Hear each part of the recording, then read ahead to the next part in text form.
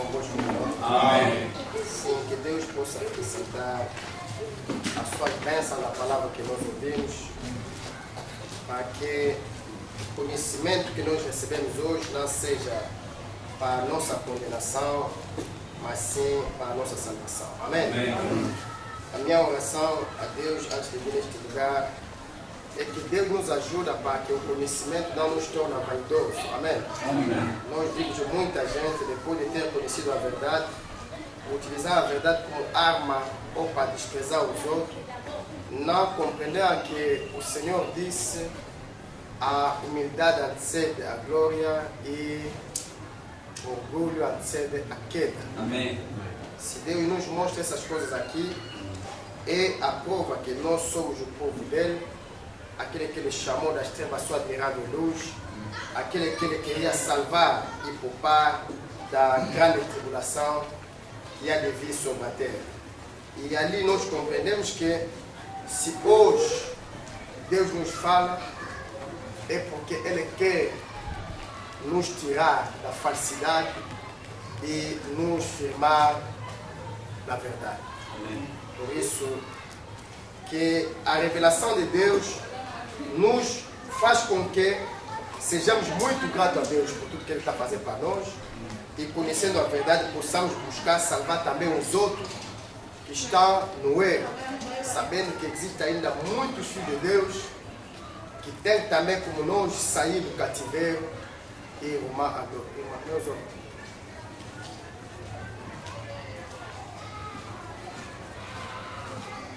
Vamos ler os textos bíblicos.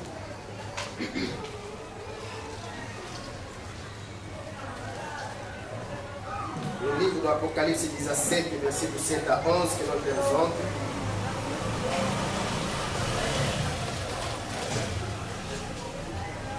Vou ler também o texto de 2 Tessalonicenses, capítulo 2, versículo 1 até 8.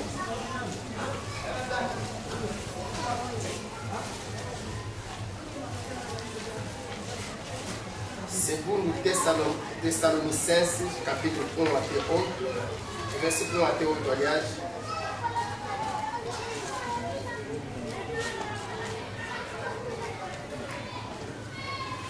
Vamos ler o livro de Daniel 2, versículo 31 a 35, todos esses capítulos aqui, para te permitir, depois de escutar a palavra, quando ler essas escrituras, compreender o que Deus queria que nós, como povo dele, saibamos, para que não sejamos seduzidos e destruídos. Repito, Apocalipse 17, versículo 7 a 11, nós temos 2 Tessalonicenses, capítulo 2, versículo 1 até 8. Temos o livro de Daniel, vamos ler Daniel 2, versículo 31 a 35, e depois vamos ler o versículo 44 e 45. Temos também Daniel 7, versículo 1 até 10 e 13 até 14.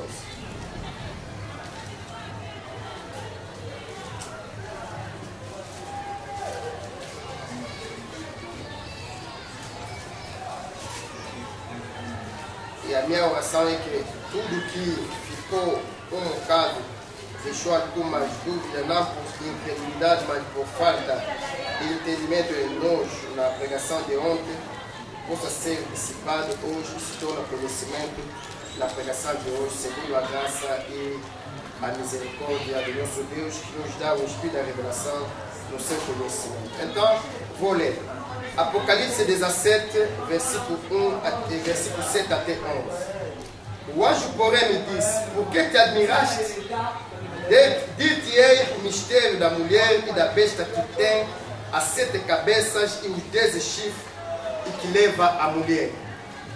A besta que viste era e não é, está para emergir do abismo e caminha para a destruição. E aqueles que habitam sobre a terra, cujos nomes não foram escritos no livro da vida, desde a fundação do mundo, se admirarão vendo a besta que era e não é, mas aparecerá. Aqui está o sentido que tem sabedoria. As 7 cabeças são 7 montes, nos quais a mulher está sentada. São também 7 reis. dos quais caíram 5, um existe e outro ainda não chegou, e quando chegar tem de durar pouco. E a besta que era e não é, também é ele o oitavo rei, e procede do centro e caminha para a destruição. Palavra do Senhor. Amém. Segundo Tessalonicenses, capítulo 1, capítulo 2, aliás, versículo 1 até 9. Irmão, no que diz respeito à vinda de nosso Senhor Jesus Cristo e a nossa reunião com Ele, nós vos exortamos a que não vos demovais da vossa mente com facilidade, nem vos perturbeis, quer por espírito, quer por palavra, quer por epístola, como se procedesse de nós, supondo tenha chegado o dia do Senhor. Ninguém de nenhum modo vos engane, porque isso não acontecerá sem que primeiro venha a apostasia e seja revelado o homem da iniquidade, o filho da perdição, o qual se opõe e se levanta contra tudo que se chama Deus ou é objeto de culto, a ponto de assentar-se no santuário de Deus, ostentando-se como se fosse o próprio Deus. Não vos recordais de que ainda convosco eu costumava dizer estas coisas? E agora sabeis o que o detém, para que ele seja revelado somente em ocasião própria. Com efeito, o mistério da iniquidade já opera, e aguarda somente que seja afastado aquele que agora o detém. Então será de fato revelado o iníquo, a quem o Senhor Jesus matará com o sopro de sua boca e o destruirá pela manifestação de sua vida. Palavra do Senhor. Sim, que Deus abençoe a sua palavra e que seu Espírito nos conduza em toda a verdade, em nome de Jesus. Amém? Amém. Podemos sair.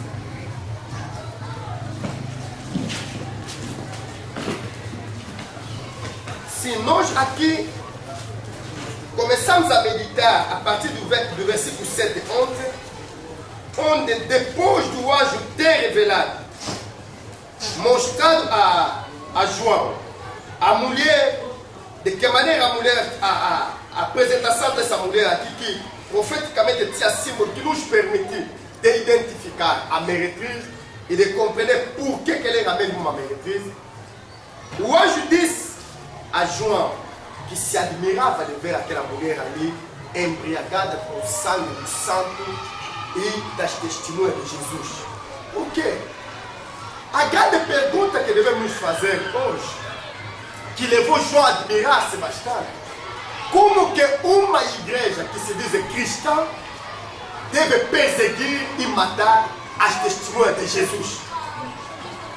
Como que uma igreja que confessa o Senhor Jesus como Senhor e Salvador pode perseguir e matar os santos, significa os que andam na verdade desse Senhor Jesus, e mata as testemunhas ou os pregadores que anunciam a boa nova desse Jesus? Mas a Bíblia diz o que foi é o que será. E se isso nos complicar, devemos importar simplesmente as últimas horas de Jesus e compreender como que o judaísmo, que se dizia uma religião de Deus, combatia justamente aquele que vem da parte de Deus com a palavra de Deus. Estamos aqui diante de duas gerações, dois povos que Deus chamou à salvação. Na primeira aliança chamou os judeus o rejeitaram, mas nem todos, porque no meio dos judeus Jesus tinha os discípulos que permaneceram fiéis na sua palavra. E quando o evangelho veio às nações fizeram a pior, porque as nações também o rejeitaram. Fizeram dele tudo o que ele queria. A Bíblia disse: convém que Cristo padeça muito e seja rejeitado pela essa última geração. Mas o que aconteceu? Assim como Jesus saiu do judaísmo com um pequeno grupo de discípulos, no meio das nações também, ele sairá com um pequeno grupo de discípulos, que forma a igreja, corpo de Cristo. Uma igreja que não tem nada a ver com a organização religiosa que nós temos hoje, que se reclama de Jesus mas que na verdade não é a esposa do Senhor Jesus.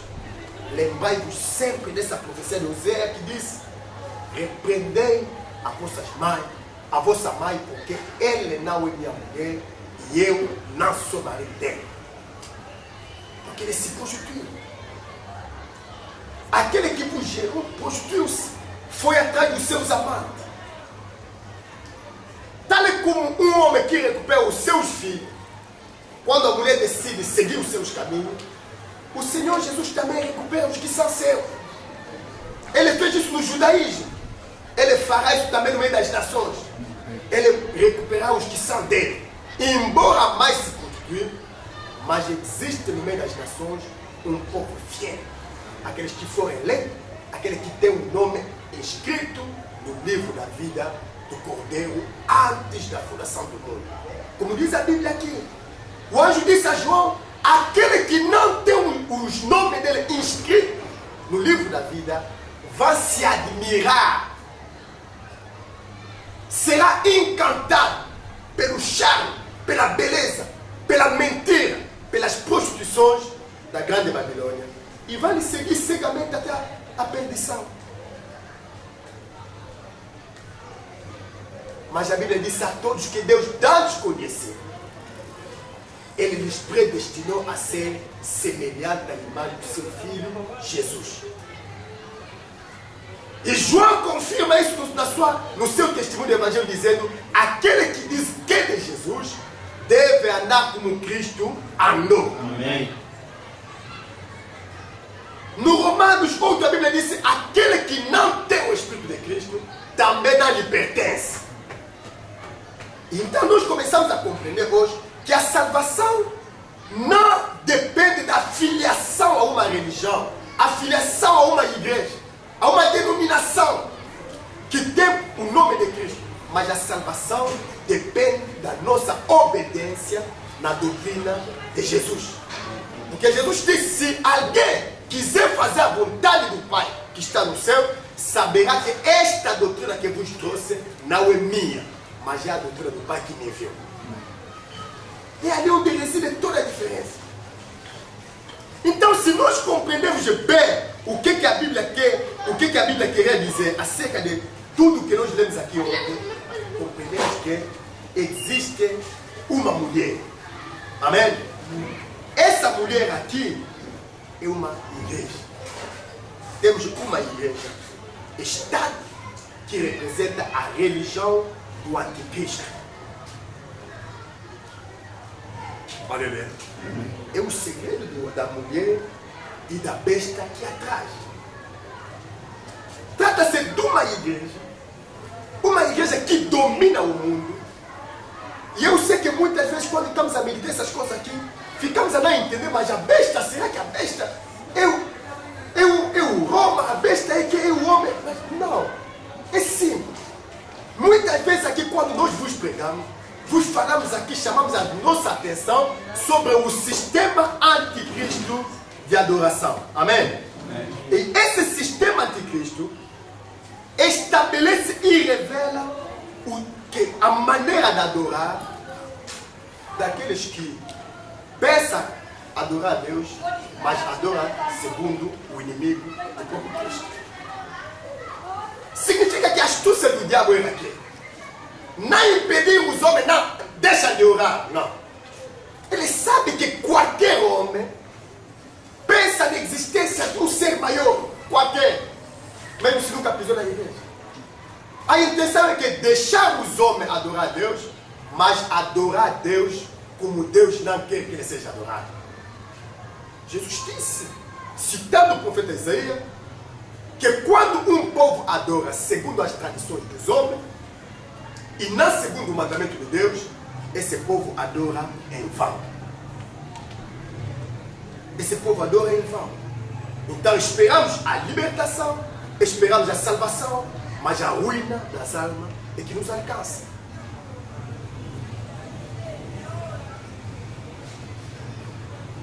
E essa mulher aqui embebedou os moradores da terra por vir da sua prostituição. O sistema anticristo de adoração só tem um objetivo: levar o o homem a se aproximar de Deus, mas permanecendo na impureza. E ele sabe que Deus, a oração de um pecador é barulho aos ouvidos do Senhor. Ele sabe que Deus nunca se agradará de um homem que se diz do Senhor, que continua a viver no pecado. Nós falamos aqui do que aconteceu com Israel na festa com os Moabitas. Era uma festa que aparentemente não tinha perigo, não revelava nenhum perigo para os povos de Israel. Mas eles se esqueceram de uma coisa. Deus perguntou pela boca do profeta Samuel: será que Deus toma tanto prazer no sacrifício ou na obediência da sua palavra? Eis que obedecer vale mais do que o sacrifício. Porque a desobediência da palavra de Deus é tipo o pecado da feitiçaria. E quem resiste no assim diz o Senhor é semelhante a um idólatra.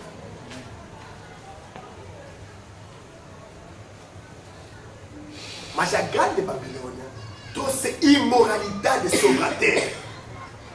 E observe esses imorais que nós temos aqui hoje. Porque os reis da terra se prostituíram. Os moradores da terra embebedaram a se convir. Esses imorais, tudo que nós temos aqui, adora. Quer na existência de Deus. Paga tributo na religião que domina sobre toda a terra. Mas os atos dele. Porque quando se aproxima o momento do arrebatamento, a Bíblia diz que as bodas estão preparadas e foi dada às noivas do Senhor de revestir o fino lino puro. O fino lino puro representa os atos justos do santo. Significa que se nossos atos não revelam a justiça de Deus, se os nossos comportamentos não representam a santidade que vem de Deus, naquele momento ali, não podemos tomar parte do arrebatamento. Esse é o objetivo dessa mensagem. Esse é o objetivo desse ensinamento. Compreender que o que o homem semeia é o que vai colher. Se semear na carne, vai colher na carne a corrupção. Se semear pelo Espírito, vai colher pelo Espírito a vida inteira. Mas a religião vem ensinar ao homem de temer a Deus enquanto serve outros deuses. Ele sabe que existe um Deus todo-poderoso. O vinho da grande Babilônia levou o mundo a enveredar numa corrida materialista. Ele se esqueceu que a nossa vocação é celestial. E a grande meretriz, porque a Bíblia diz que ele é a mãe das meretrizes e das abominações. Quer dizer, ele ensinou as outras meretrizes também a enveredar na mesma conquista materialista. É por isso que nós estamos a ver hoje, a adoração que domina o mundo hoje é a adoração terrena.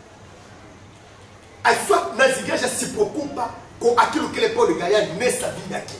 Com o lucro. Com o ganho. Ninguém prega a salvação. E eles vão te dizer que a pessoa não gosta muito dessas coisas.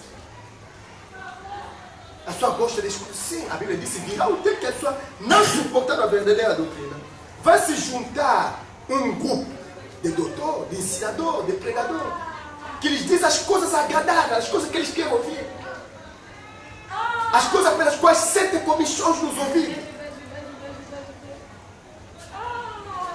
E a igreja transforma-se numa sala de teatro, numa sala de cinema. Os pregadores hoje são semelhantes às stars de música do mundo do cinema e do teatro. Eu um dia estava acompanhando uma pregação na televisão.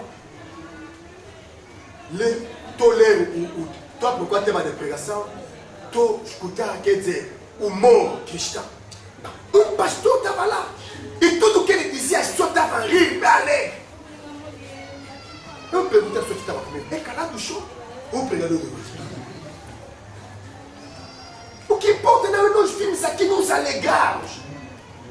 O que importa é virmos aqui para adquirir a vida que Deus já preparou para nós. Porque todo o evangelho se resume na tua vida numa coisa.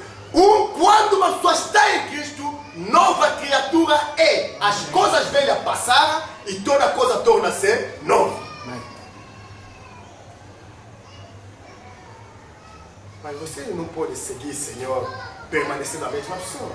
Ele disse, ninguém pode pôr um vinho novo no termo antigo.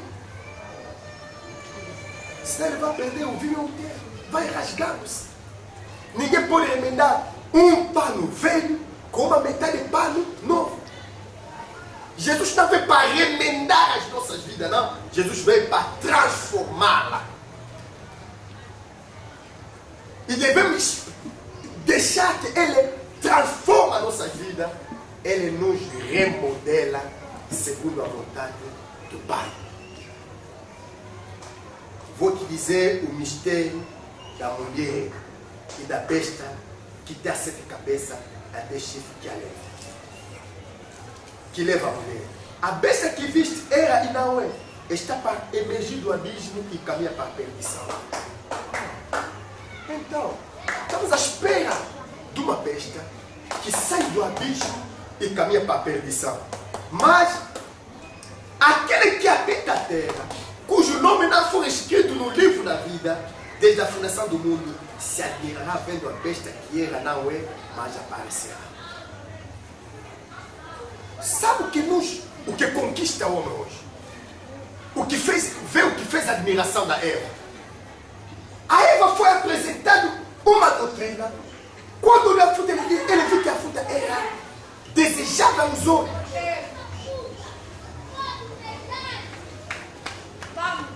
A concupiscência dos homens era desejável para a sua carne, a concupiscência da carne e o orgulho da vida, porque a Eva viu que o fruto era bom para abrir a inteligência. Olha o que conquista o mundo hoje. É tudo que os homens têm para dar. A tecnologia nos conquista. O primeiro mundo, como chama isso? Mas nós sabemos, estamos a nos esquecer uma coisa. O mundo está no poder do maligno. Ele disse, Pai, eu oro para estes aqui, porque eles são do mundo, mas não são deste mundo. Não te peço que os tire do mundo, mas para que os preserve do mal. É justamente esse mal aqui que a grande meretriz vem ensinar aos homens a viver na devassidade, na imoralidade, a transgredir o mandamento do Senhor. Por quê? Você pode transgredir o mandamento do Senhor, a igreja vai orar para te perdoar. Quer dizer, a igreja colocou os seus mandamentos acima dos mandamentos de Deus.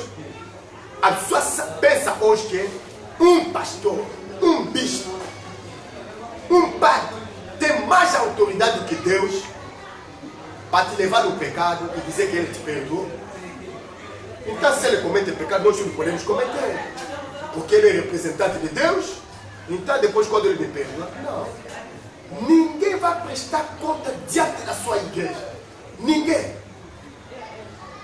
É reservado ao homem morrer uma só vez, depois vem o julgamento, e naquele dia ali vamos prestar conta diante do povo Senhor. Amém? Amém. Estamos a falar de uma igreja que domina a mulher. Ele viu uma mulher sentada sobre as águas representam povo, multidão, língua, nações. Estamos a falar de uma mulher montada numa besta. A besta, João ouviu essa explicação.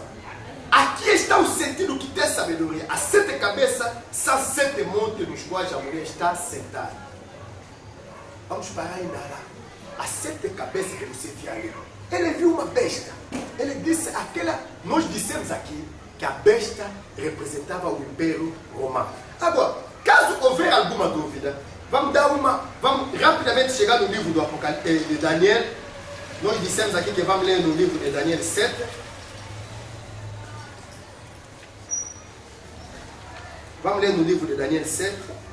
Vamos no versículo. Vamos começar no Daniel 2, versículo 31 a 35. Depois vamos no 44 a 45. Daniel 2, 31 a 35. Depois vamos no 44 até 45.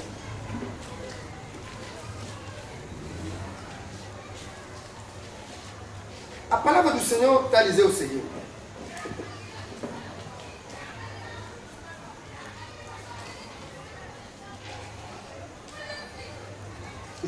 Daniel explica no rei, a partir do versículo 31 a 35.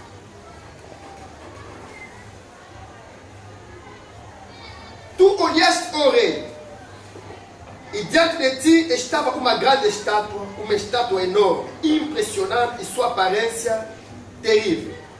A cabeça da estátua era feita de ouro puro, o peito e o braço eram de prata, o ventre e os quadris eram de bronze, as pernas eram de ferro, e os pés eram em parte de ferro e em parte de barro.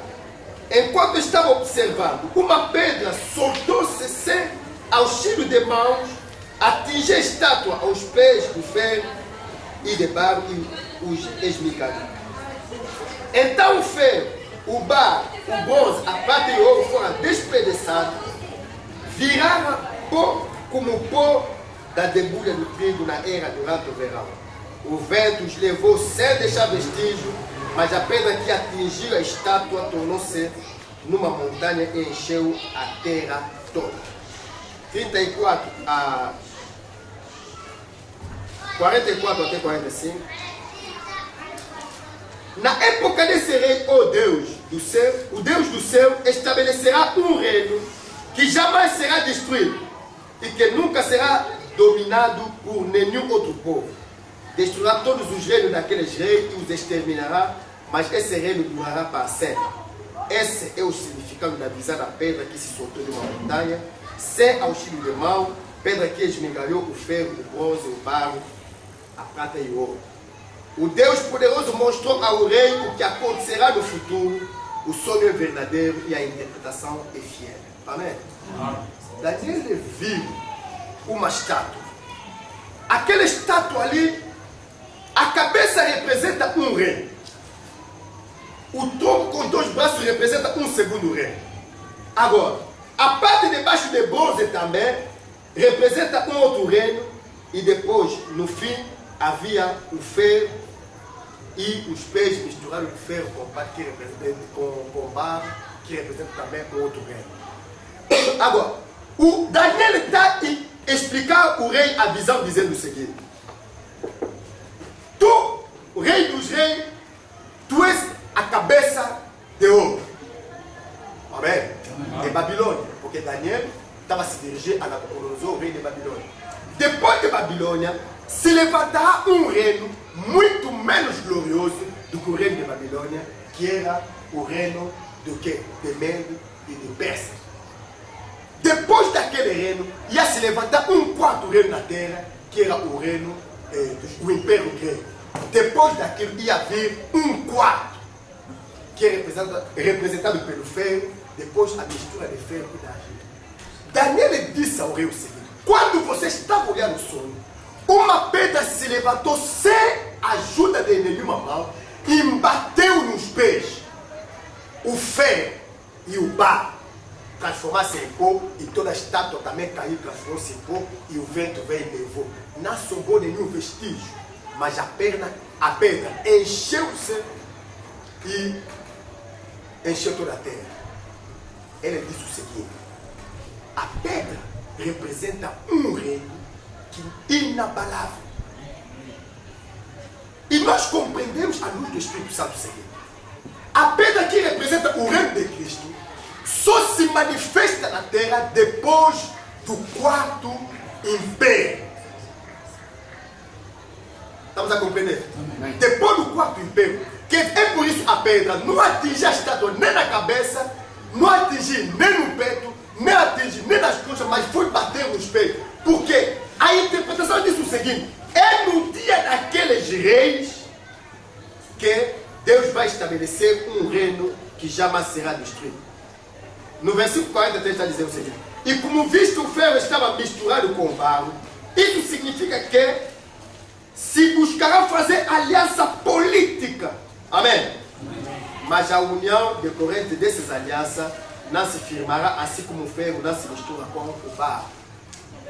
Então, o Império Romano, nós saímos da cabeça de ouro que representa a Babilônia, viemos aqui no peito com dois braços que representam aquele reino dividido pelo Medo e Persa, porque ele trocava o rei, o Medo reinava durante tanto tempo, depois deixava lugar à Persa durante tanto tempo, até quando aquele reino ali foi derrubado pelo Alexandre o Grande, que dominou com a Grécia sobre a terra. Depois vem o Império Romano. Mas a pedra que saiu de mim, que saiu sem ajuda da mão, que representa o reino de Cristo, vem sobre a terra e destrói todos os reinos humanos no tempo do reino do Império Romano. Amém. Mas o Império Romano histórico desapareceu simplesmente da face da terra. Mas você vai se lembrar muito bem que quando Jesus veio na terra, na sua primeira vinda, não encontrou Babilônia a dominar sobre a terra, não encontrou Medo e Persa a dominar sobre a terra, não encontrou os gregos a dominar sobre a terra, não, mas encontrou o Império Romano dominando toda a terra. Foi um rei, um governador romano que assinou o decreto da morte de Cristo. Foi diante de um governador romano que o Senhor fez essa declaração que eu sou rei, tu disseste, mas o meu reino não é dessa terra. Se o meu reino fosse dessa terra, os meus homens iam combater e me libertar. Agora, quando chegamos agora no Daniel 7, versículo 1 até 10,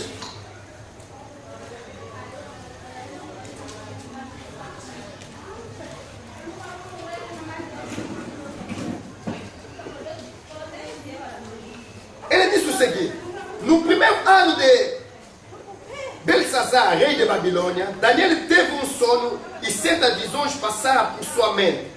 Estando ele deitado em sua cama, ele escreveu o seguinte resumo do seu sonho: em minha visão à noite eu vi os quatro ventos do céu agitando o grande mar. O grande mar representa os povos, as multidões, as línguas, as nações. Amém? Os quatro ventos que agitam o mar representam as guerras que assolam a humanidade, porque esses reinos não se levantavam sobre a terra de maneira pacífica, não. Amém? Era reino feito de conquista em conquista. Então, Deus explica a Daniel, e depois daqueles quatro ventos agitar a terra, ele disse: eu vi, o vento do céu agitava o grande mar. Quatro grandes animais diferentes, uns dos outros subiram do mar. Está falando dos animais que sobem do mar. E o mar representa os povos, as línguas, a multidão. O primeiro parecia um leão e tinha asa de águia. Eu observei e em certo momento as suas asas foram arrancadas e ele foi erguida do chão, firmou-se sobre os pés como um homem e recebeu com a ação do homem. A seguir viu um segundo animal que tinha a aparência de um urso. Ele foi erguida por um do seu lado e na boca, entre os dentes, tinha 3 costelas. Foi-lhe dito: levanta-se e come quanta carne puder. Depois disso vi um outro animal que se parecia com um leopardo. Nas costas tinha 4 asas como as de uma ave. Esse animal tinha 4 cabeças e recebeu autoridade para governar. Então ele faz a descrição dos 4 animais. Se nós fazermos um paralelismo entre a visão de Nabucodonosor da estátua e a visão de Daniel, nós temos a cabeça de ouro representado aqui pelo animal que tinha a aparência do leão. Amém? É o reino de Nabucodonosor. Porque se nós lemos ali, ele explica que o primeiro reino representa Nabucodonosor. Nabucodonosor era um leão. Mas a Bíblia diz que depois de um certo tempo ele se levantou e liberou a coração do homem. Porque nós conhecemos a história. Um dia Nabucodonosor levantou-se contra o Deus Altíssimo, proferiu as palavras, mas já lhe tinha mostrado nessa visão que ele será arrancado do trono com arco que foi cortado e cai no capim. O que Daniel lhe profetizou dizendo que tu rei, tu serás tirado do teu trono e Deus vai te dar o coração de animal. Vais andar no campo comendo erva durante 7 anos. Depois de 7 anos, ele te dará um coração humano e vais levantar e recuperar o trono. Porque raiz, quando cortar a árvore, raiz ainda estava firmada. E Nabucodonosor, depois de 7 anos, ele reconheceu. Levantou-se a loucura dele, passou. E todos os reis dele, o príncipe, foram buscar lá, lhe recolocar no império dele, no lugar dele. E ali onde ele decretou em toda parte que o Deus de Daniel é o Deus que deve ser adorado por todos. Nabucodonosor recebeu um coração de homem. Esse, o leão que andava, mas depois se levantou e recebeu um coração de homem. Agora, o segundo animal a seguir tinha a aparência de um urso e foi erguido por um do seu lado. E entre os dentes tinha 3 costelas. Foi-lhe dito, levanta-se e come quanta carne puder. Representa o reino dos Medos e Persas, que dominaram a terra depois de Nabucodonosor. Porque nós sabemos que Nabucodonosor, quando ele morre, o seu filho Belsazar senta no trono.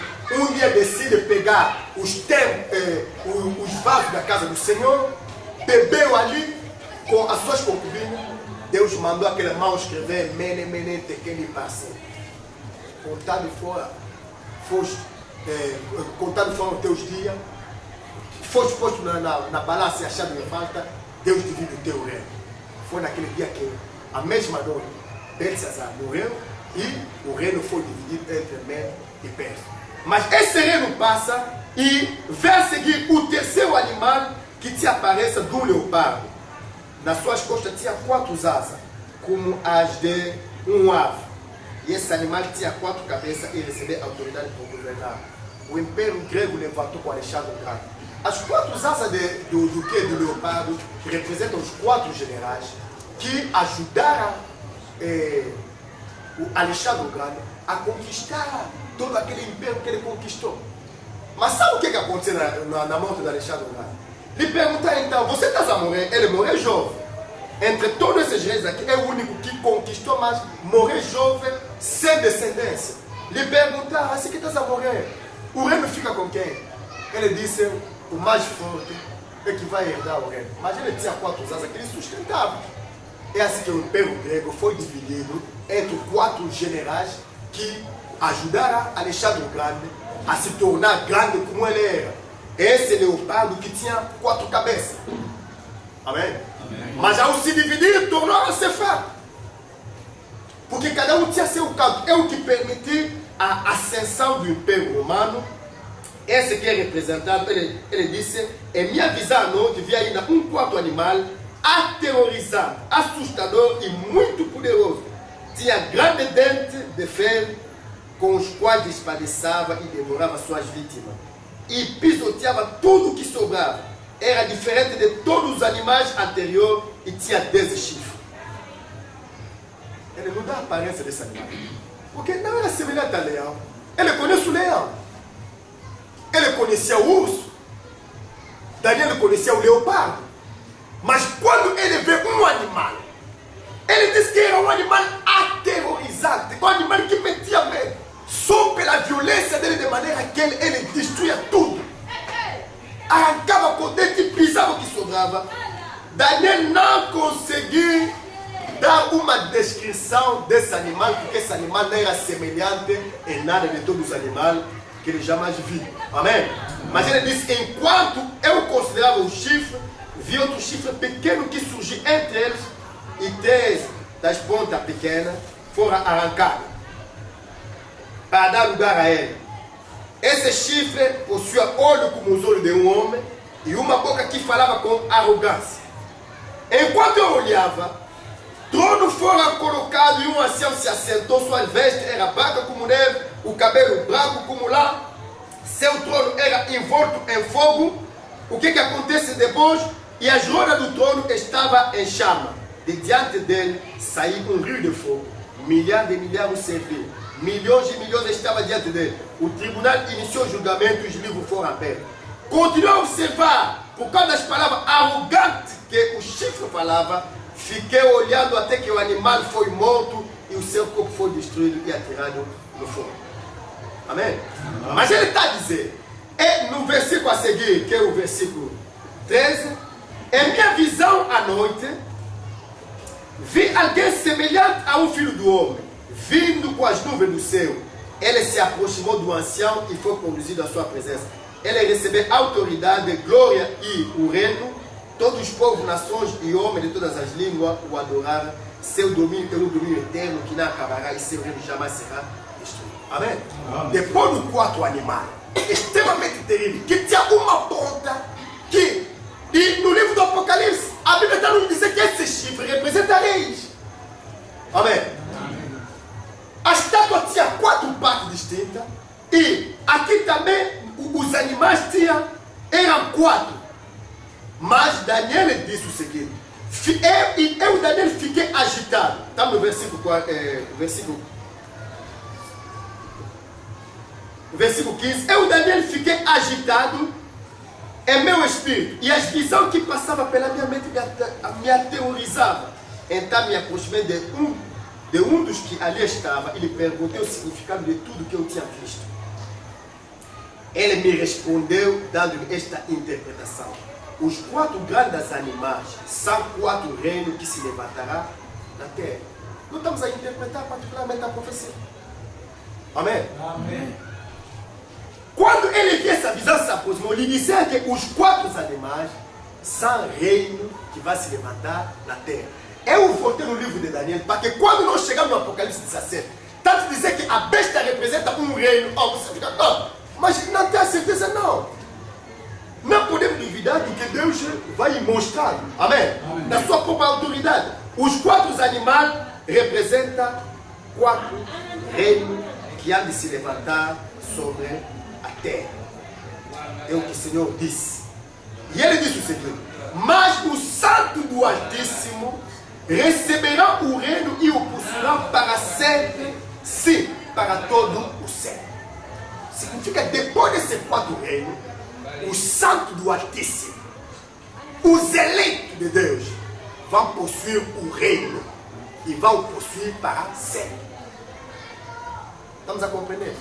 Significa que depois do 4 reino, depois do reino do 4 animal, ou do reino da 4ª besta, não poderá haver mais um reino humano que domina na terra, não. Quando você vê o 4 reino se manifestar na terra, quando você vê a autoridade da besta se manifestar na terra, saiba que a vida do Senhor está próxima. É por isso as verdades são reveladas, porque os eleitos têm que se preparar, porque brevemente o Senhor virá buscar aquele que são dele. É por isso que eu disse aqui que o conhecimento dessas coisas não pode nos levar na vaidade nem no orgulho, mas deve nos levar no temor para que possamos nos preparar sabendo que o reino do Santo do Altíssimo está se aproximando.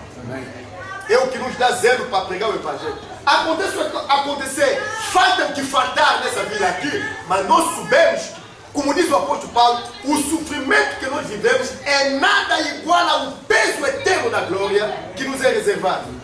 Peso eterno, porque o reino, o santo do santo, possuirão o reino para sempre, sim, para todo o céu. Ele diz o seguinte: então eu quis saber o significado do 4 animal, diferente de todos os outros, e o mais aterrorizante, com seus dentes de ferro e garra de bronze, o animal que despedaçava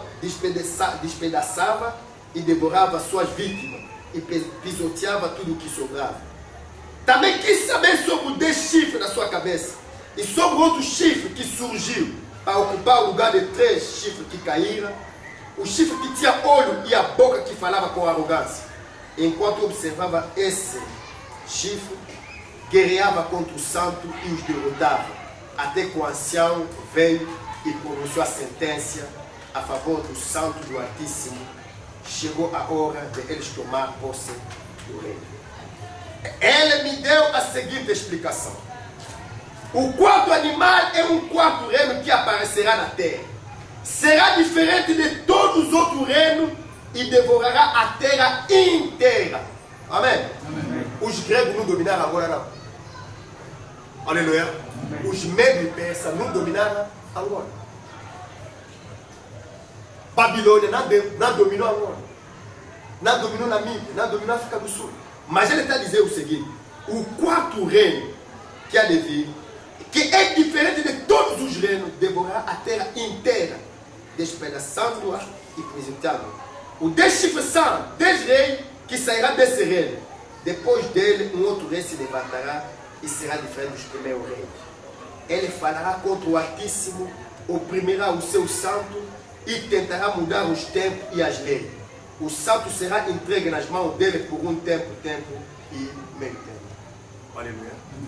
Ele está falando, presta bem atenção, irmão. Ele está falando de um quarto reino que veio na terra. E esse quarto reino aqui é um reino diferente dos outros. Mas, depois dele, nesse reino aqui, ele diz: depois dele, um outro rei se levantará e será diferente dos primeiros reis. Estamos a falar dos reis do último reino. Estamos entendendo?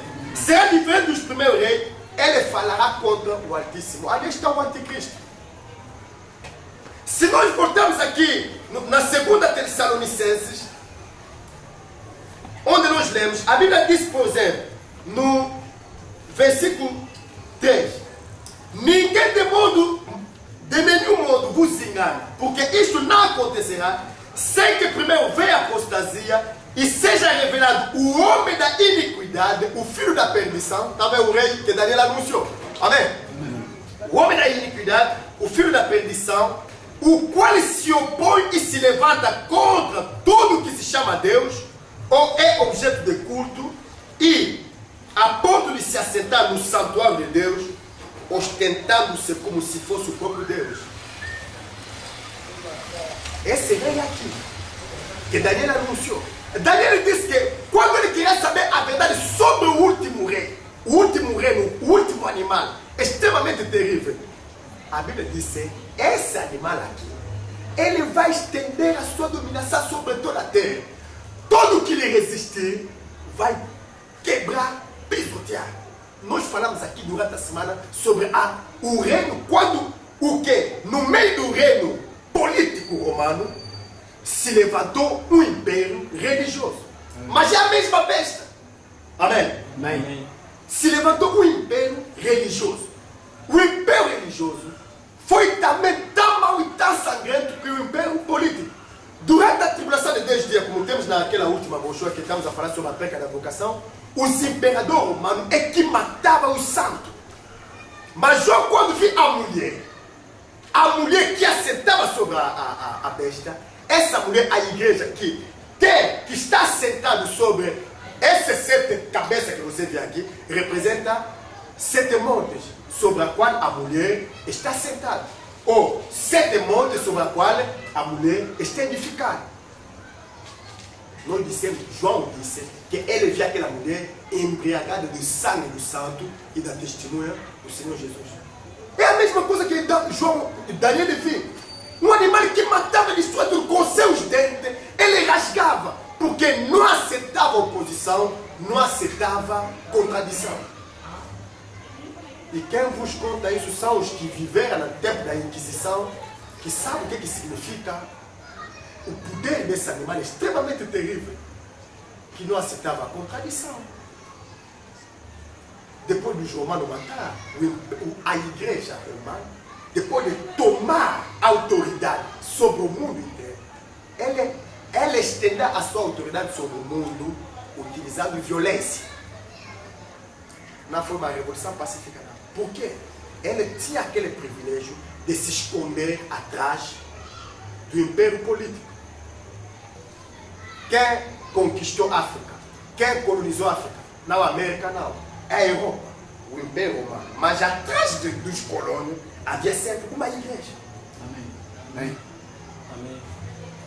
Aleluia. Amém. São coisas que estão na Bíblia, mas que não podemos conhecer se o próprio Deus não quer que nós conhecemos. Amém. Mas se Ele permite que nós conheçamos, é para nós entendermos. Nós dissemos aqui ontem, demos o nome dos montes. Aqueles 7 montes aqui representam 7 colinas, quer dizer, a configuração de Roma. Esse é alguém que está lá naquela praça da Calor, olhando aqui em cima, vê como que as montanhas estão. Nós temos monte no meio do vale. E as pessoas não constroem no meio da vale, não. Não constroem aquilo que a cidade de Roma, por causa das erosões, era construída em cima das colinas.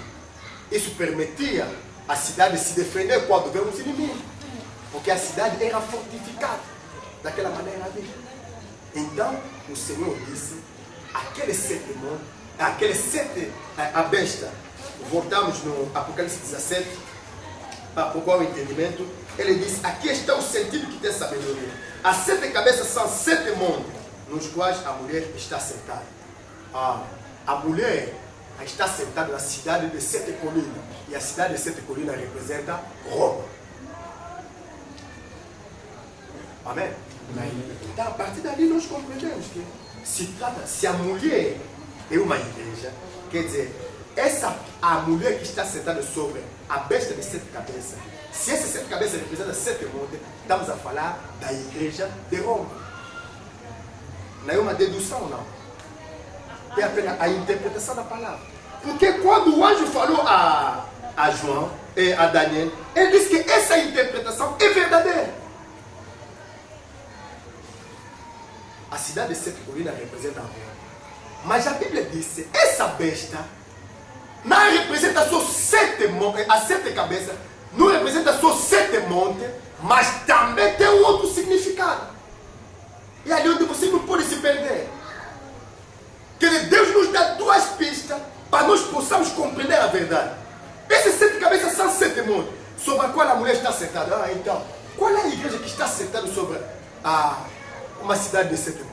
Não existe nenhuma igreja cristã que tem uma cidade própria a ela. Não existe. Para além da igreja de Roma. Amém? A igreja de Roma é a única igreja que tem uma cidade como sede, porque Apocalipse 17:15 diz, a mulher que viste é a grande cidade. Quer dizer, estamos a falar de uma religião que ao mesmo tempo é um estado que governa. É a grande cidade que domina sobre os reis da terra. E aí onde nós dissemos o seguinte. Hoje, porque existe livro que alguns defensores católicos disseram, não, interpretar mal a escritura, porque a cidade de 7 colinas é Roma, nós acreditamos, mas o Vaticano não está dentro daqueles 7 colinas, não. O Vaticano está construído numa outra colina ao lado. Mas todos nós sabemos que politicamente falando, geograficamente falando, que o Vaticano se encontra dentro da cidade de Roma. É por esse motivo que quando se fala de Roma, ninguém se lembra que Roma tem presidente, tem ministro, tem que todo mundo logo pensa Roma, cidade eterna. Por quê? Por causa da religião dele. É que a religião ensinou, mas não é eterna não.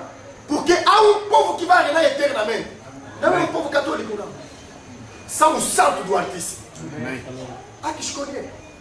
Se quiser ser religioso, continua a andar na religião. Mas a honra é para aqueles que querem hoje tomar a decisão de ser discípulo de Jesus. Voltar na doutrina. O santo do Altíssimo. Quem são os santos? Pai, santifica-lhe pela verdade. A tua palavra é a verdade. Os santos do Altíssimo são os que andam na verdade da sua palavra. Amém. E Deus nos desvenda o mistério do próprio Vaticano. Eles, quando deram o nome de Vaticano, ele diz o seguinte: Vaticano significa colina de profecia, tudo bem? Se significa colina de profecia, voltamos no Apocalipse 17 e confirmamos que é mesmo esses montes do que a Bíblia fala.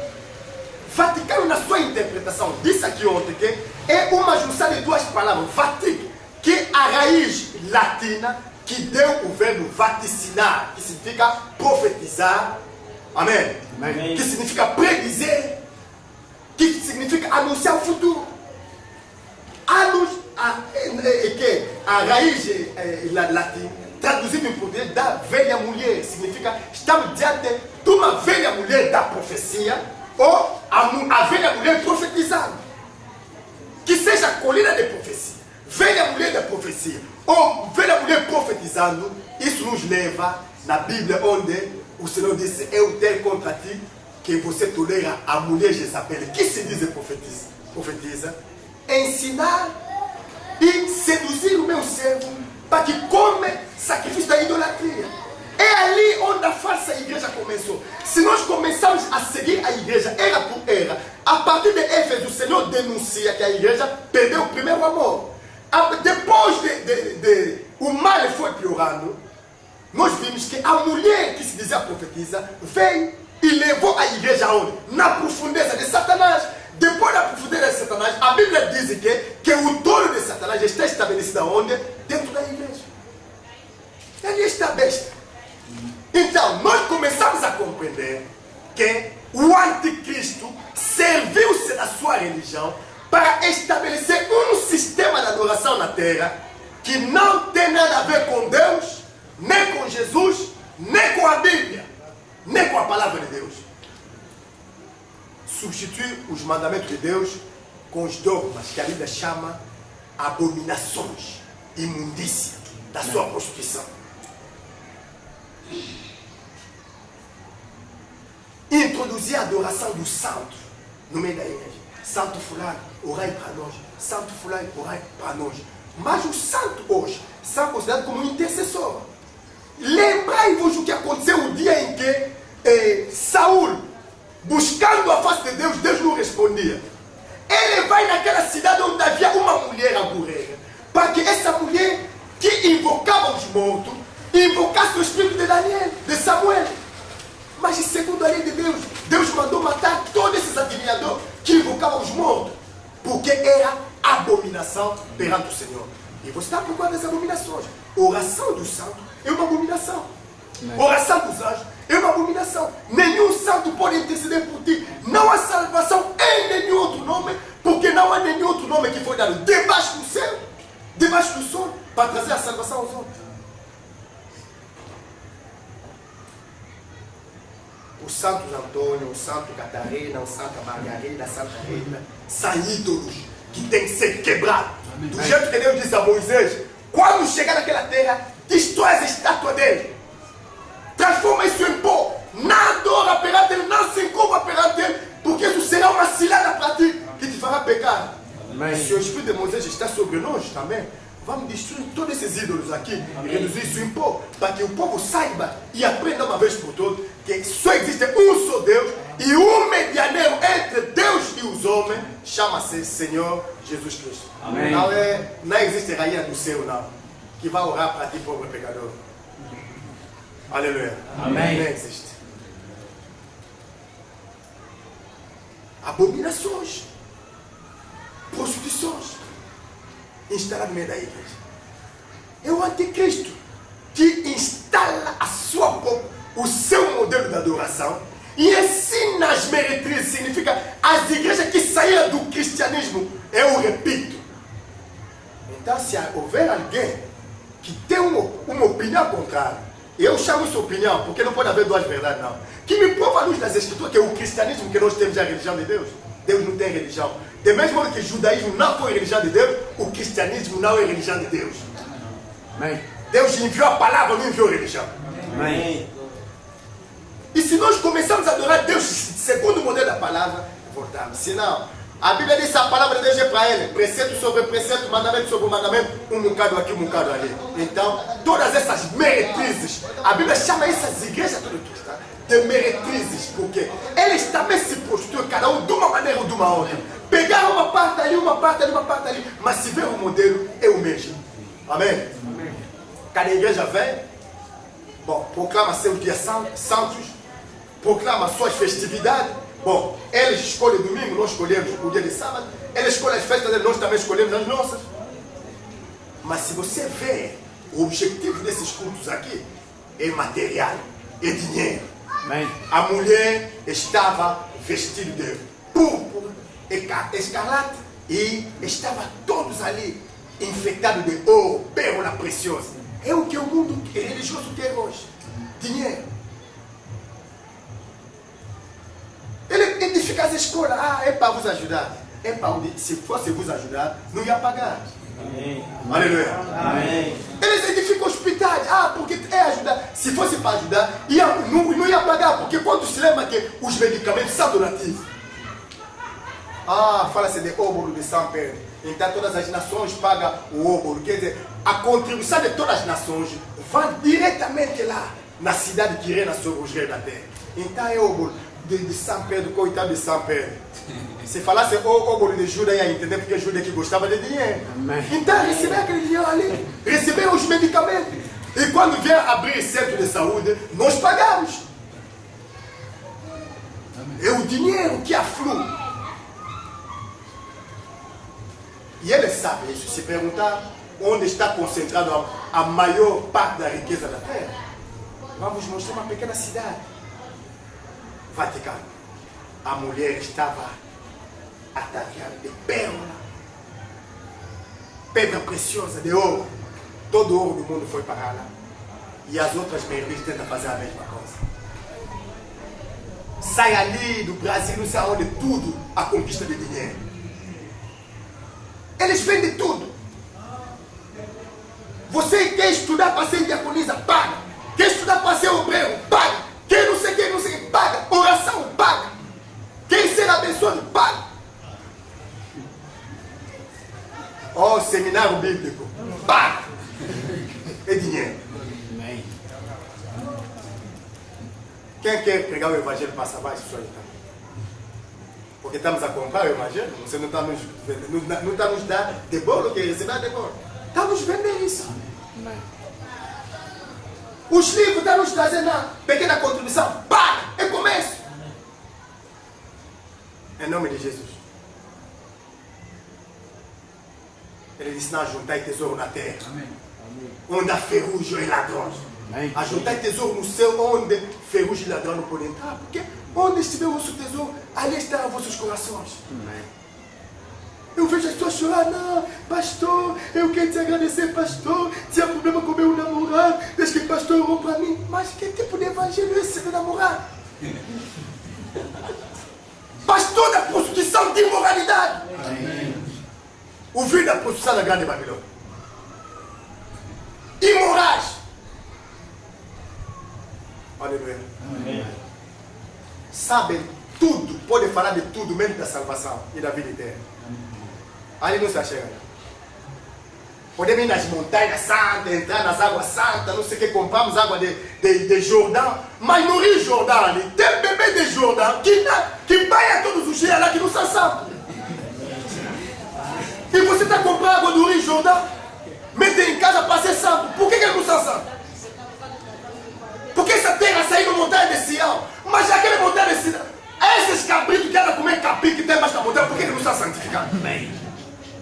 E nós compramos areia de Sião. Nós compramos água de Jordão. Estamos bem felizes. São as abominações. Amém. Tráfico de indulgência que começou com a grande Babilônia, que hoje continua nas meretrizes. Amém. Que se faz passar por igreja de Cristo e que não são. Amém. E todo mundo vai se admirar nesse modelo de adoração, menos aquele que tem os nomes escritos no livro da vida desde a fundação do mundo. Amém. Aqueles aí não serão seduzidos. Senão disse, ele fará tão grandes sinais para ver se seduzir até os eleitos. É quando a brochura sobre a grande meretriz sair, não tem tempo de falar tudo aqui em detalhe, não.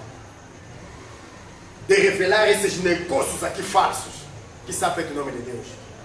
Mas eu espero que vocês tenham a paciência de ler para compreender a astúcia do diabo. A velha mulher profetizada. Como Jezabel seduziu Acabe e Israel, essa mulher também seduziu. O novo Acabe são os reis da terra, Israel são os habitantes da terra. Israel ensinou, Jezabel ensinou Israel a adorar Baal no lugar de Deus de Abraão, de Isaac e de Jacó. Hoje, essa igreja não fala de Deus de Abraão, de Isaac e de Jacó, não. Não. Ali, nosso Pai que está no céu, santificado são vossos nomes. Ah, você fala isso. Bendito seja vosso filho. Mas Jesus tem quantos pais? Devíamos nos lembrar isso. Vamos falar que é respeito. Não é respeito a idolatria. Amém. Mas Jesus que nos ensinou para falar santificado seja teu nome. Ele não sabia que se falarmos teu, estamos a desrespeitar Deus. Aleluia. Abominações, prostituições. Amém? Amém. São 7 mortes. oh, a igreja está na... E nós dissemos que isso não vos põe em confusão, não. Por quê? Embora Vaticano, presta atenção, nós dissemos, estamos a falar de uma, eu falo aqui hoje, de uma igreja que é a igreja do anticristo. Amém? Amém. O anticristo é um chefe, um rei, que há de vir, que ainda não veio, virá e irá para a perdição. Daniel disse, no meio desses reis vai se levantar um rei diferente dos outros. O chefe dessa igreja, como chefe de Estado que ele é, o que é que Satanás disse a Jesus no dia em que ele vem tentar? Ele disse, olha os reinos da terra e toda a sua glória, isso me pertence e dou isso a quem quiser. Qual foi a resposta de Jesus? Não. Está escrito, adorará só o único Deus. Ou adora Deus ou conquista o mundo, mas não pode fazer as duas coisas, não. Quem está sentado no trono hoje? Quem é aquele aí que está guardado com guarda-costa, carro blindado aqui? Jesus não andou com carro blindado. Amém? Amém. E sabe o que eu achei muito triste? Eu vi mesmo esses pastores das pequenas igrejas ali também, que esse homem importante faz também um pequeno trono dele gabinete, tem que pedir audiência, porque tem tantos protocolos aqui. Quer dizer, se tivesse possibilidade de organizar também um reino dele, organizava. Quer dizer, tem os pequenos reinos nas igrejas, e que hoje para ver pastor tem que fazer muita ginástica, não sei o quê. Até um dia lamentei, um irmão me chamou, será que posso mesmo vir te ver? Mas por que está me perguntar isso? Não, porque esse dia é para ver os pastores. Não! Quem disse que para ver o pastor tem que pedir audiência? Aqui! Ele não é um chefe, não. Ele é um servo. Eles dizem que somos líderes na igreja. Não, a igreja não pode ter líder, não. A igreja só pode ter servos. Se temos um líder, é o Senhor Jesus. Como que vamos ser todos líderes aqui?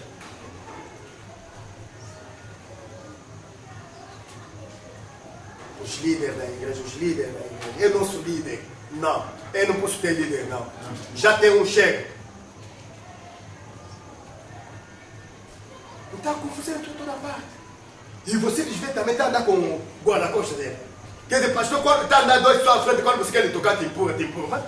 Ele está no meio ali, cheio de casar com alguém, segura a parte dele. Vaidade. Todo mundo quer ser, é como dizia La Fontaine, todo pequeno burguês quer edificar como um grande senhor. Esses são pequenitos, mas se acha bem grande. Mesmo se ele tem 20 ovelhas, ele não serve essas ovelhas, não. Ele domina sobre ele. As visões dele são mandamento, o sonho dele, até filho dele se sonhar, você tem que cumprir.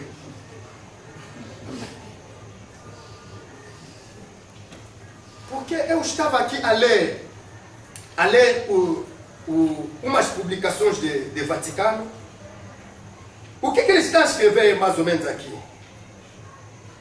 Deixa lá ver.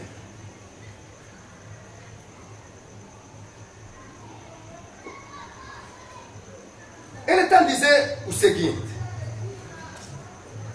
todos os nomes que nas Escrituras se aplicam a Cristo, pelo poder dos quais ele está estabelecido a cabeça da igreja, são aplicáveis ao Papa. Está escrito numa publicação do Vaticano, on the authority of council, na autoridade do conselho. Aqui ele diz o seguinte, uma outra publicação escreve o seguinte: tu és o pastor, tu és o médico, tu és o diretor, tu és um outro Deus na terra. É uma publicação do Vaticano. Ele está a escrever o seguinte, numa outra. Ele está a dizer: o Papa tem poder de mudar os tempos e de revogar as leis, de dispensar todas as coisas, até os preceitos de Cristo. Aleluia. Porque ele é proclamado infalível. O que ele diz é o que vale. Se você chegar também nessas meretrizes, a filha de grande Babilônia, essas igrejas que se diz de Cristo, o que o pastor disse, até muda a lei de Cristo na igreja dele. Se você lhe trazer a palavra de Deus, vai dizer na nossa igreja, não fala isso. O nosso pastor disse. Quer dizer, o vosso pastor é outro Deus na terra. É o espírito da grande Babilônia. São as características da mãe que nós encontramos nas filhas. as meretrizes iguais. Amém? Os 7 cabeças são 7 montes sobre os quais a mulher está sentada. O trono da Igreja Católica, a verdade é essa aqui. A Igreja Católica, como igreja, é dirigida pelo Bispo de Roma. Amém? Amém. É suficiente. A mulher sentada sobre a besta. As 7 cabeças que viste são 7 montes. Porque nós dissemos o seguinte: se como o Papa, ele é um chefe de Estado, com exército, quer dizer, guarda-costas e tudo, com gabinete, o trono do Papa é a Santa Sé. A Santa Sé é o governo do que de Vaticano. Tem o Papa em cima e ele é ladeado pela Cúria Romana, composto de cardeais. Mas quando estamos a falar da Igreja Católica, a Igreja Católica é dirigida pelo Bispo de Roma. E o Bispo de Roma, a cadeira dele, nós explicamos que o trono, a palavra cátedra em grego, que deu o nome de catedral, que representa os basílicos. O basílico onde se encontra o trono de Papa do Bispo de Roma é o basílico Saint-Latran. Porque se perguntar a todos os católicos aqui, cada bispo tem uma igreja dele. Amém? Onde ele controla o rebanho. E a igreja, o que do Bispo de Roma, é o basílico Saint-Latran, que se encontra sobre a colina chamada Celiano, uma das 7 colinas de Roma. Como que Deus pode mentir? E ele diz: essas 7 cabeças são também 7 reis. 5 já caíram. Um existe. O outro ainda não vem. Quando vem, vai fazer um pouco de tempo, demorar um pouco, depois ele vai. Mas a besta, ele é mesmo um 8º rei. Mas é um dos 7. Nós explicamos. Se nós compreendemos a profecia, as 7 cabeças são 7 reis. Roma, estamos a falar agora de cabeça como chefe. Cabeça como quem manda. Roma foi mandada pelos reis. Roma tornou-se um consulado, mandado pelo cônsul. Roma tornou-se uma ditadura, mandado pelo ditador. Roma tornou-se um decemvirato, mandado pelo 10 colégios dos cônsules. Roma tornou-se um triunvirato, mandado por 3 pessoas reunidas no conselho que se partilhavam o poder. Mas quando João recebia a revelação, Roma era dirigido pelo um imperador. É por isso ele disse: esses 7 cabeças que estás a ver também são 7 reis. 5 já caíram, um existe. Rei, cônsul, ditador, decemvirato, triunvirato já tinha caído. Um existe. Quem existe aqui é o império. O outro ainda não veio. Depois do reino dos imperadores, o reino político, a Roma política, deixou lugar à Roma papal. O Papa ergue-se como a 7ª cabeça de Roma. E quem estudou a história sabe que ele nomeava até o imperador. Não era mais o imperador a nomear, não. Porque o imperador era o 6º cabeça. Quando chegou o reinado do 7º cabeça, ele tinha poder até de nomear um imperador para fazer aquilo que se chamava o Santo Império Romano. Ele está em durar o povo eterno. A besta, ele mesmo não está vendo. Já não está se falando mais do reino de Roma, não? Amém? Está se falando agora do anticristo. Estamos entendendo? Se durante um certo... A verdade é essa aqui. Essa organização que nós temos aqui hoje, ele tem o poder religioso. O braço religioso é a igreja, pelo qual ele reina no mundo. Entretanto, politicamente ele é organizado como uma nação forte. Um país forte, um estado forte que tem embaixador. Nós chamamos isso de um em todo o 4 cantos da terra, que controla tudo. Todo mundo lhe rende relatório, todo está ali. Não há nenhum conflito que se levanta na terra sem que o relator chegue lá. Então, o anticristo utiliza dois braços: a religião e o império que nós chamamos hoje, a Roma atual, que nós chamamos de a comunidade europeia. O ferro misturado com barro.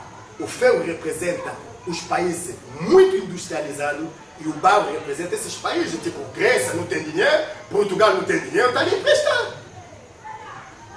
Embora todos fazem parte da comunidade europeia, porque a Bíblia diz, eles farão aliança política. Então, no meio dessa aliança aqui, Portugal não tem a industrialização da Alemanha. Grécia não pode ser comparado com a França, ou com a Lituânia, ou com esses países pequeninos que entraram lá.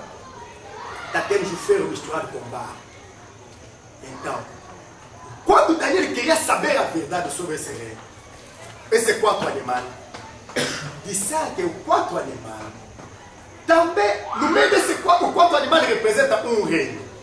Mas nesse reino, tem reis. Voltamos no Apocalipse. Realeza passou, consulado passou, de ditadura passou, de senhor triunfal. Mas vai vir um outro rei, diferente dos outros, que vai pronunciar a palavra contra o Altíssimo. No 1 Tessalonicenses está dizendo o seguinte: quando se fala da vida do Senhor, ninguém vos engana, porque ele não virá sem que primeiro venha a apostasia e seja revelado o homem do pecado, o iníquo, o filho da perdição, o ímpio. Esse ímpio se levanta contra tudo que se chama Deus ou objeto de adoração. É que Daniel viu, ele proferiu a palavra contra o Altíssimo. Ele disse que ele é o outro Deus da terra. Ele disse que ele é tempo de mudar os tempos até os próprios preceitos do mandamento de Cristo. Eles dizem que todos os nomes que se dá a Jesus, pelo mesmo poder que Jesus tem, também são aplicáveis a ele. É o anticristo. Amém. Aleluia. Amém. É o anticristo. Esse aqui é a besta, que é um oitavo rei, mas que é um dos sete. Sete é quem? A sétima cabeça é o papado. O anticristo é um oitavo rei, mas ele é um dos sete. Significa o anticristo não será uma personalidade moral, como dizem, não sei o quê.